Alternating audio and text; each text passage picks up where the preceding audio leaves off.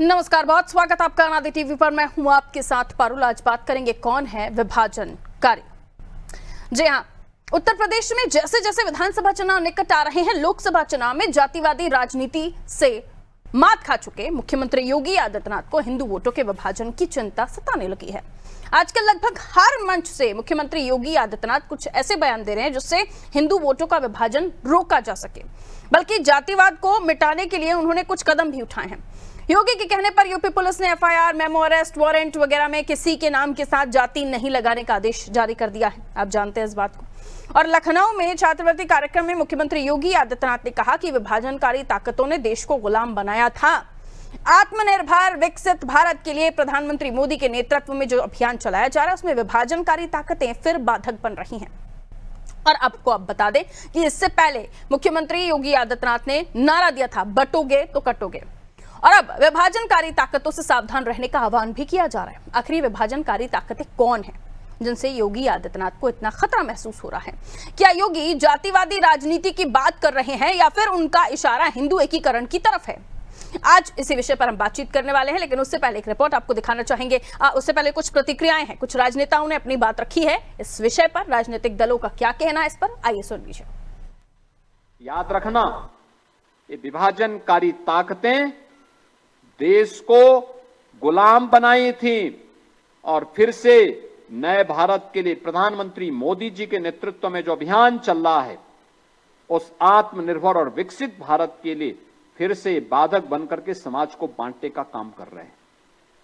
हमारा प्रयास होना चाहिए, हमें बंटना नहीं है, हमें एकजुट होकर के बेहतर शिक्षा के लिए हर छात्र को स्कूल तक पहुंचाना है, हर छात्र को, हर वंचित को स्कूली शिक्षा के साथ जोड़ना है, उसकी शिक्षा के उन्नयन के लिए प्रयास करना है। आज तो सरकार अनेक कार्यक्रम कर रही है। समाज कल्याण विभाग ने समाज कल्याण विभाग के जितने भी छात्रावास हैं, उनकी आश्रम की व्यवस्था, छात्रावासों की व्यवस्था को बेहतर बनाने का काम किया। देखिए, मुख्यमंत्री जी का स्टेटमेंट हास्यास्पद है, क्योंकि आपकी 11 साल से दिल्ली सरकार और उत्तर प्रदेश में 8 साल से जो सरकार चल रही, वो केवल विभाजनकारी राजनीति कर रही है। तुष्टीकरण, बंटवारे की राजनीति में विश्वास रखती। जनता की मूल समस्या पर आपने कभी ध्यान नहीं दिया। बेरोजगारी, चिकित्सा, स्वास्थ्य, पलायन, महिला सुरक्षा सरकार के एजेंडे में कभी नहीं रहा है। और आज बंटवारे की बात करते हैं, हम पर आरोप लगाते हैं। शिक्षा की बात करते हैं, वो सरकार जिसने शिक्षा के बजट में कटौती कर दी, जिसने स्कूलों को बंद कर दिया, स्कॉलरशिप बंद कर दिया, उसके मुंह से शिक्षा की बात शोभा नहीं देती। जनता पार्टी ही समाज में बांटने का काम करती है, ना कि दूसरी पार्टियां। लगातार समाज में जो नफरत और सांप्रदायिकता फैलाई जा रही है, वो भाजपा फैला रही है। भाजपा ये जानती है कि नफरत और सांप्रदायिकता से ही उसका वोट बैंक इंटैक्ट होता है। समाजवादी पार्टी तो चाहती है कि विकास हो, शिक्षा हो, रोजगार मिले लोगों को, किसानों का भला हो, लेकिन ये हो नहीं पा रहा है।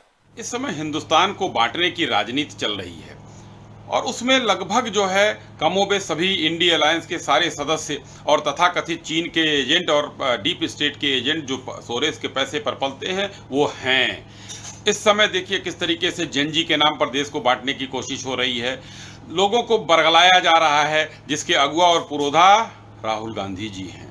अब देखिए किस तरीके से लद्दाख में एक व्यवस्था को जो है खराब करने का काम किया गया एक गद्दार सोनम के द्वारा। उसी तरीके से देश में बहुत सी चीजें देखने को मिल रही हैं, लेकिन हिंदुस्तान है, हिंदुस्तान की सेनाएं, हिंदुस्तान की सरकार इस आत्मविश्वास से लबरेज हैं कि किसी को भी।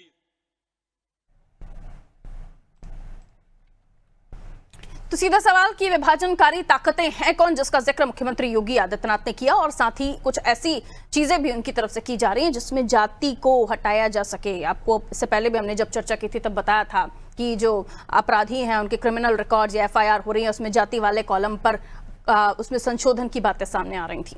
और इससे पहले भी आपको पता है लोकसभा चुनाव में जब समाजवादी पार्टी ने कोर पॉलिटिक्स की पीडीए वाली, जिसके बाद लोकसभा चुनाव में हानि हुई बीजेपी को।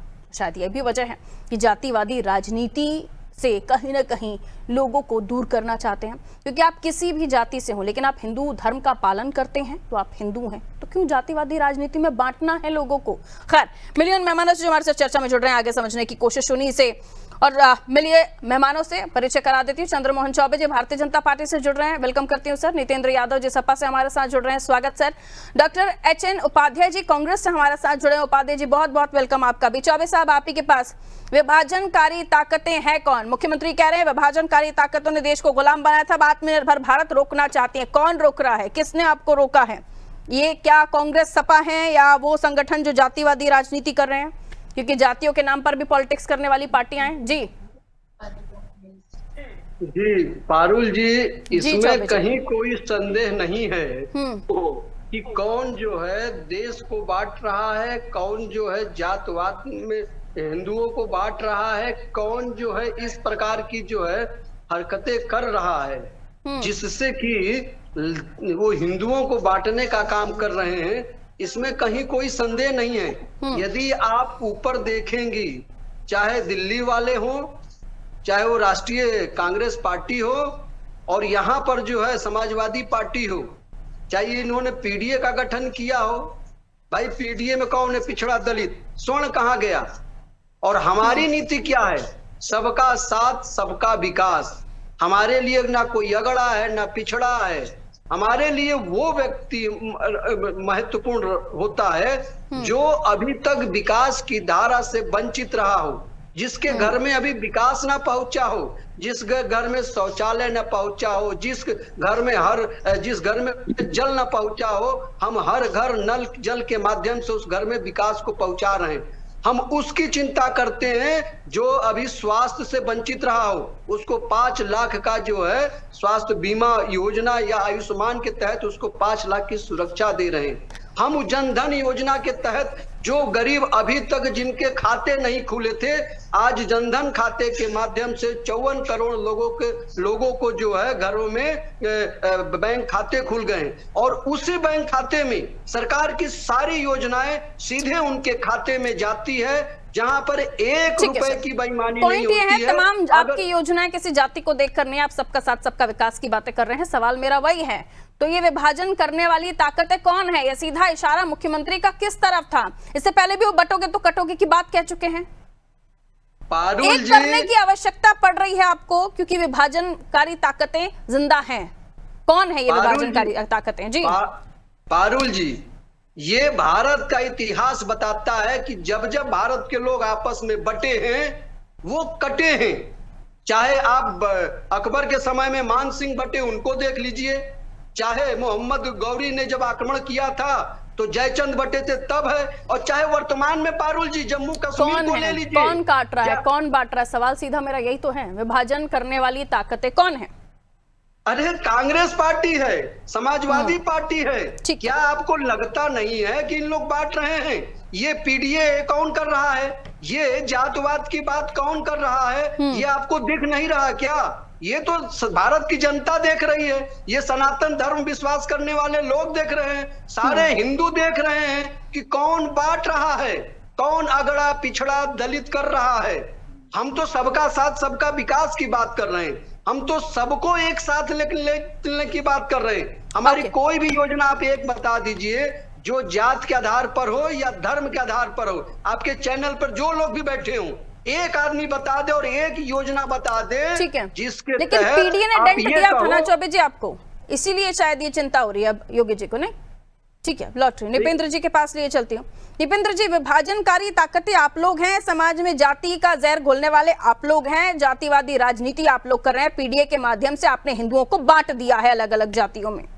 कहिए सर।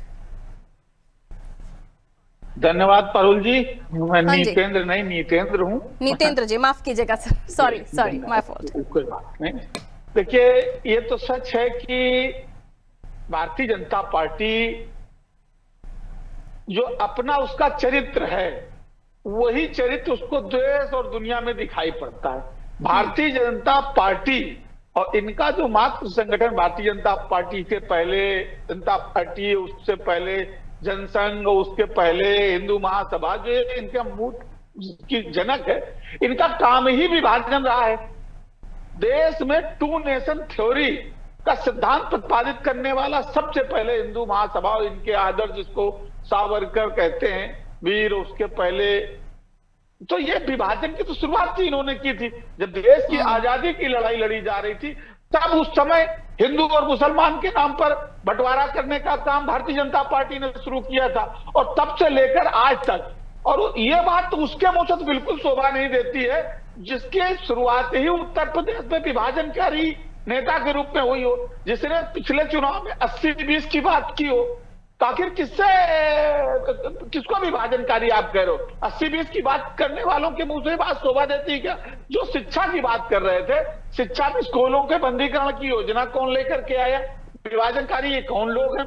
सांप्रदायिकता की बात कौन करता है? हिंदू मुसलमान की बात कौन करता है? देश का संविधान तो इसकी इजाजत देता नहीं कि आप हिंदू, मुसलमान, ईसाई, सिख और बौद्ध की बात करिए।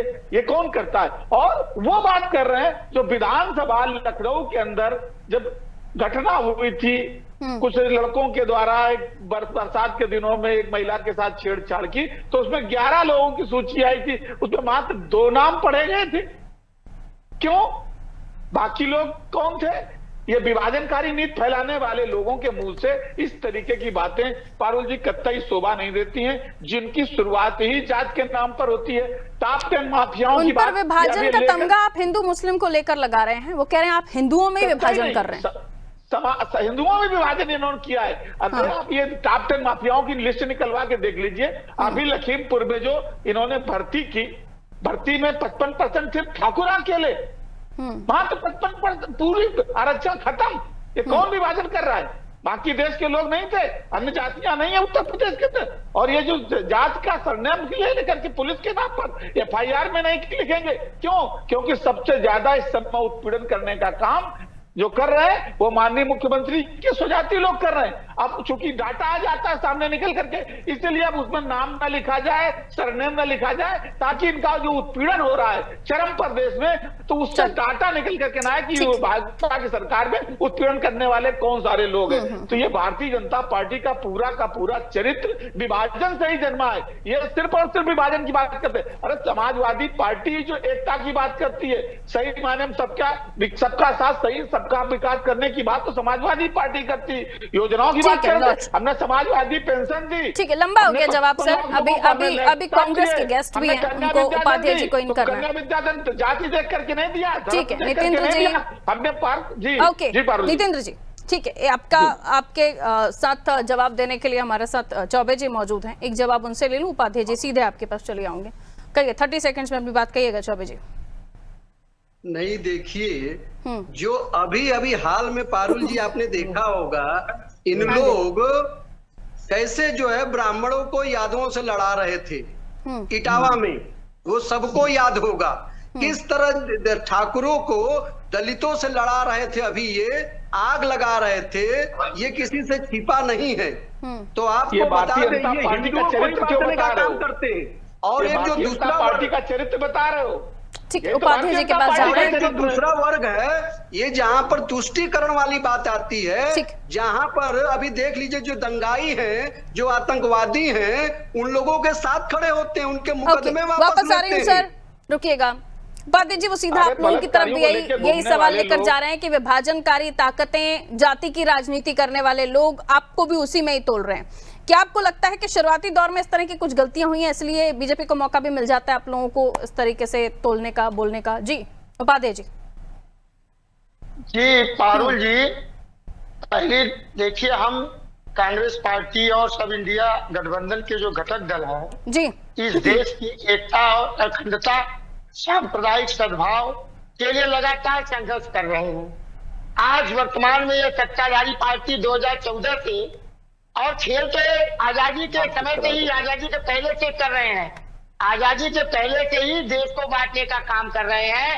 अगर ये काम नहीं किए होते तो जब देश की आजादी या युद्ध लड़ा जा रहा था, अंग्रेजों संघर्ष लड़ा जा रहा था, तो अंग्रेजों से मिले हुए थे। मुस्लिम लीग जैसी विभाजनकारी पार्टी से मिलकर पश्चिम बंगाल, उस समय बंगाल जो था उसके सरकार बना रही थी। उस समय मुख्यमंत्री सोहरावर्दी ने डायरेक्ट एक्शन डे मनाया, हजारों लाखों हिंदुओं का कत्लेआम कराया। और उसकी परिस्थितियां भी मुस्लिम लीग से मिलकर यही बनाई थी, हिंदू महासभा और आरएसएस।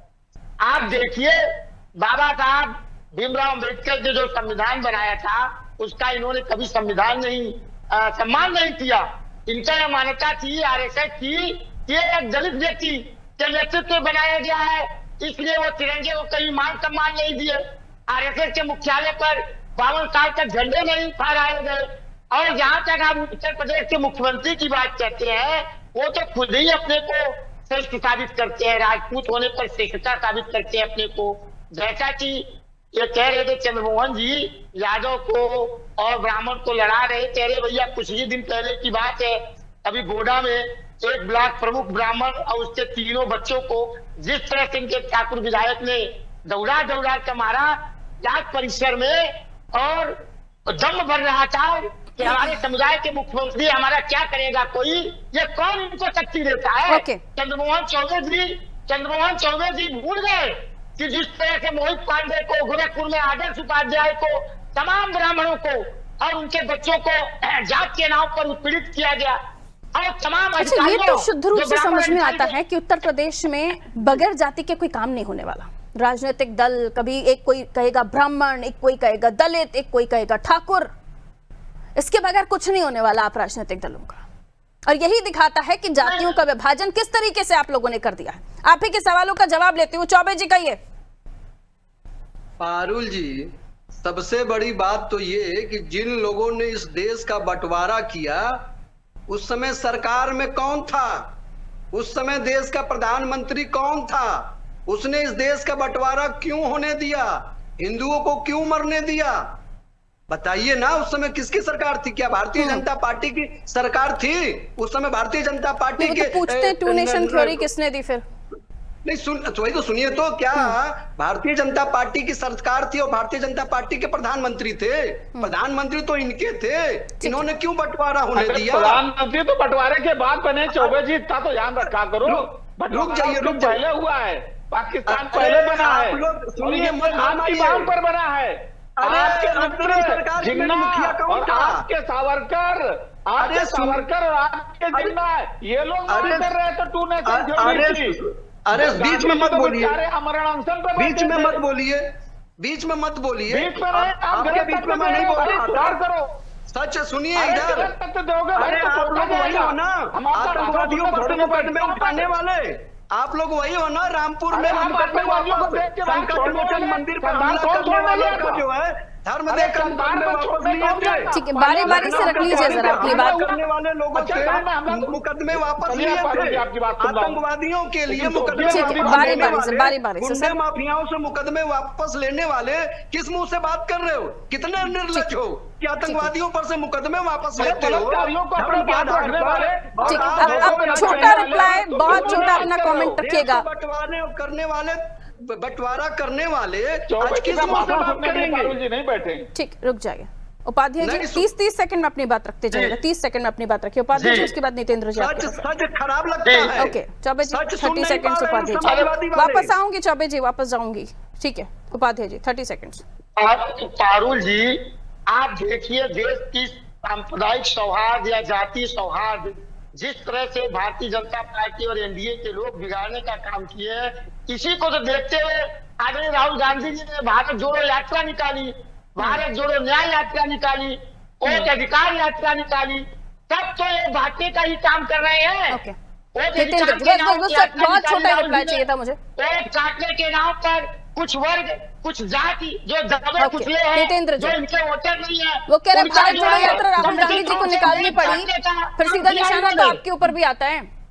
जी नितेंद्र जी। देखिए पारुल जी, अभी ये भारतीय जनता पार्टी के प्रवक्ता कह रहे थे कि देश का विभाजन करने वाले नेहरू जी और प्रधानमंत्री का, अरे इनको ये पता नहीं है कि देश की आजादी की लड़ाई जब चल रही थी उसके पहले विभाजन का प्रस्ताव रखने वाले भारतीय जनता पार्टी थी। मोहम्मद अली जिन्ना, वीर सावरकर, पहले सावरकर का प्रस्ताव था, उसके बाद वीर जिन्ना का प्रस्ताव था, और देश तो बढ़ चुका था। बढ़ने के बाद पाकिस्तान, तो बटे हुए देश को जोड़ने का काम कौन कर रहा है? कोई कर रहा है क्या? ये इनको ये भी नहीं पता है क्या? बटे हुए देश को जोड़ने का काम कौन कर रहा है? सभी तो बांटने में लगे हुए आप लोग। पारुल जी, पारुल जी, कहिए चौबे। लगता है कि कितने बड़े ज्ञानी बैठे हैं। ये अंतरिम सरकार किसने बना था, उसका प्रधानमंत्री कौन था, जरा ये ज्ञानी लोग बताएं, जिसमें 14 लोगों ने चुना था। अरे ज्ञानी सुन लीजिए, बस हो, आप बीच में मत बोलिए। कहाँ चले गए थे? सरदार वल्लभ भाई पटेल का हिस्सा छीनकर कौन प्रधानमंत्री बना था? श्यामा प्रसाद मुखर्जी मंत्री थे। अरे सुनिए, मंत्री थे, क्या कर रहे? अरे सुन, बारी बारी से नितेंद्र जी ऐसे कंटिन्यूअसली बोलेंगे तो उनकी बात नहीं आ पाएगी, फिर आपको भी समय नहीं दे पाऊंगी, इसलिए बारी बारी से अपनी बात रखिए। चौबे जी 30 सेकंड में बात कंप्लीट कर लीजिए। नहीं देखिए, देश का बंटवारा करना हो या वर्तमान में देश जात के आधार पे बांटने का काम कौन कर रहा है? वोट के लिए। लेकिन जब चुनाव पिछड़ा दलित के नाम पर देना होता, उपराष्ट्रपति का बनाना होता है, तब एक पिछड़े का विरोध करते हैं ये लोग। तब ये पिछड़ा और दलित चेहरा नहीं पिछड़े दे पाते, दलित अल्पसंख्यक की राजनीति करते हैं नितेंद्र जी, लेकिन जब समय आता है इनका साथ देने का तो उनको बड़े पद पर देखकर आप बर्दाश्त नहीं कर पाते। जी जवाब दीजिए। समाजवादी पार्टी से ज्यादा हक देने का काम किसी ने किया ही नहीं है। नेताजी के दौर से लेकर के आदरणीय अखिलेश यादव जी के दौर तक सबसे ज्यादा अगर पिछड़ों का, दलितों का सम्मान किसी ने, अल्पसंख्यकों का सम्मान किसी ने बढ़ाया है तो समाजवादी पार्टी ने दिया है। ये तो आप लोगों ने तब भी साथ नहीं दिया। अभी वर्तमान में उपराष्ट्रपति पद पर इन्होंने एक पिछड़े उपराष्ट्रपति पद के दावेदार का विरोध किया था और पिछड़ा दलित चिल्ला रहे थे और उसका विरोध करके इनके पास कोई दलित नहीं मिला, इनको कोई पिछड़ा नहीं मिला। राष्ट्रपति को पिछड़ा होता है, राष्ट्रपति देश का होता है। भारतीय जनता पार्टी के कैंडिडेट का विरोध किया गया है। भारतीय जनता पार्टी का कैंडिडेट तो क्यों नहीं, ऐसा क्यों नहीं पिछड़ा दे दिया भाई? पिछड़ा कहाँ गया? ठीक है उपाध्याय जी, एक प्रतिक्रिया आप दे दीजिए। जब साथ लेने की बारी आती है इन वर्गों की, पिछड़े दलित अल्पसंख्यकों की, तब आप लोग बैकफुट पर चले जाते हैं। इंडिया गठबंधन तब कहता है कि यहाँ कास्ट नहीं होना चाहिए, फिर कहीं अपने नेताओं की जो पैरवी करनी होती है वहां आप कहते हैं अरे हमारे दलित नेता के साथ ऐसा कर दिया, तो फिर बराबर होना चाहिए ना। आप फिर जातियों की बात ही मत कीजिए। पारुल जी अभी इन्होंने पिछड़ा बताया क्यों? उनकी बारी है, आपके सहयोगी पार्टी है, बोल लेने दीजिए। जी पारुल जी चंद्रमोहन चौबे जी भूल गए कि पिछले प्रदेश के अध्यक्ष केशव प्रसाद मौर्य के नेतृत्व में 2017 में जब सरकार बनी तो उनको स्टूल पर बैठाने के लिए योगी जी को ला दिए, अगले मुख्यमंत्री को। बताइए, जो पूरे प्रदेश चौबे जी पूरे सरकार एक लाइन में रिप्लाई, पिछड़ों का अपमान करते रहे, एक लाइन में जवाब दीजिए चौबे जी। सत्ता में आए और उनको हटाकर ओके जवाब चौबे जी जल्दी से। देखिए, मैंने आपसे क्या कहा, जब मौका देने की बारी आती है पिछड़ों दलितों की चिल्लाते हैं और नहीं दे पाते, इनको एक प्रत्याशी नहीं मिलता है। और सुनिए, समय आप इजाजत नहीं देते। Okay sir, thank you so much, बहुत बहुत शुक्रिया आप सभी का हमारे साथ जुड़ने के लिए। तो विभाजनकारी ताकतें कौन है, कौन जातियों को विभाजित कर रहा है? अब तक तो सभी जातियों को हिंदू कहा जा रहा था, लेकिन अब हर जाति की अपनी पॉलिटिक्स है। उत्तर प्रदेश में तो होता भी है।